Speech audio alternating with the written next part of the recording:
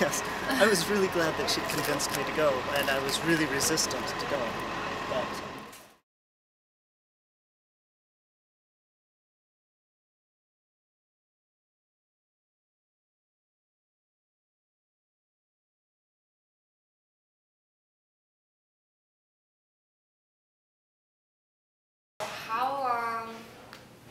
How long had you worked on this novel before it came out? Where did the idea come from?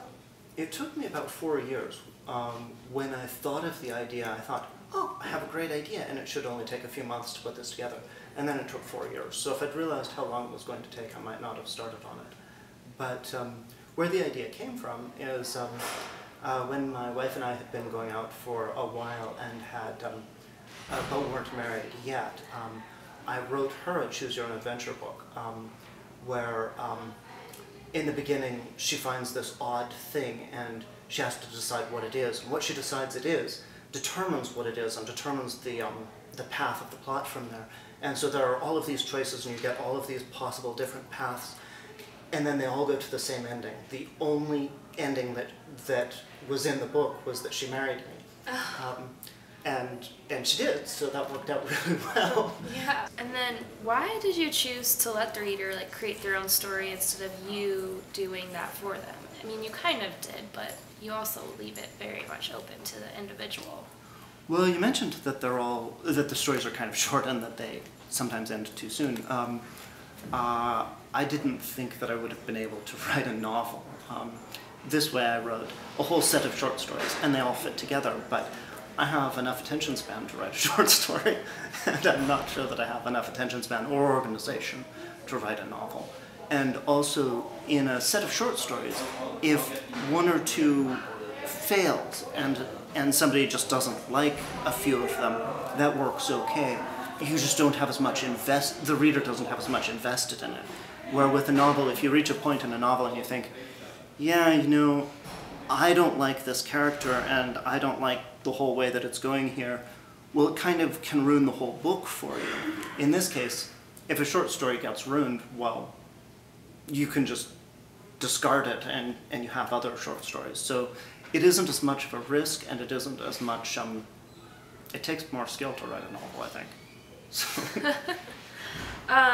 And then let's talk about Ice Cream, because this is kind of it starts at the Big Dipper, and then you say that ice cream solves every problem at the end. So what do you like about ice cream? Why do you like it so much?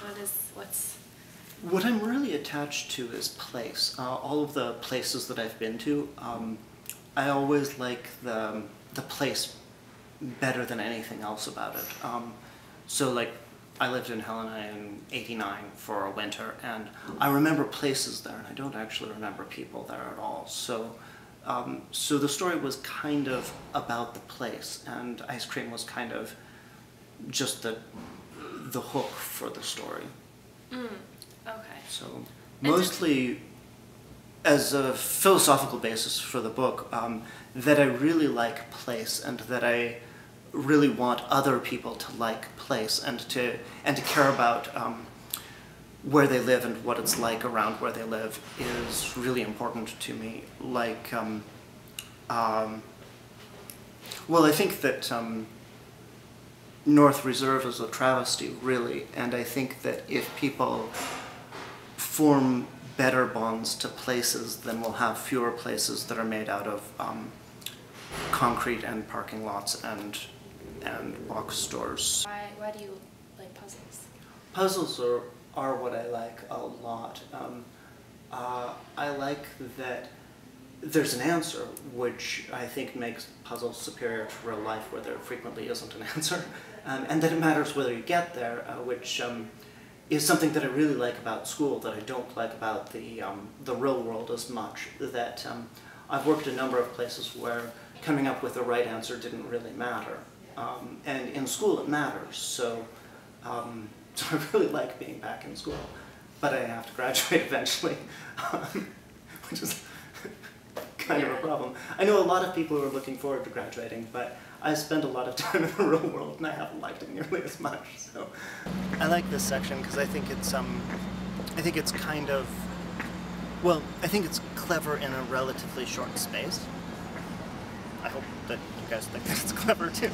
Now you'll think, geez, that's pretty boring. But no, so you arrive at the bus stop on 6th, just as the multicolored number 8 rolls to a stop. You manhandle your bicycle into the bike rack while Sam attempts to cajole the driver into allowing your ice cream cones on board. The ice cream colors match the bus colors, Sam points out. Our top scoops are bubblegum blue, just like the body of the bus. The middle scoops are the same yellow cake yellow as the signboard. At the bottom, we have huckleberry ice cream to match the purple stripe.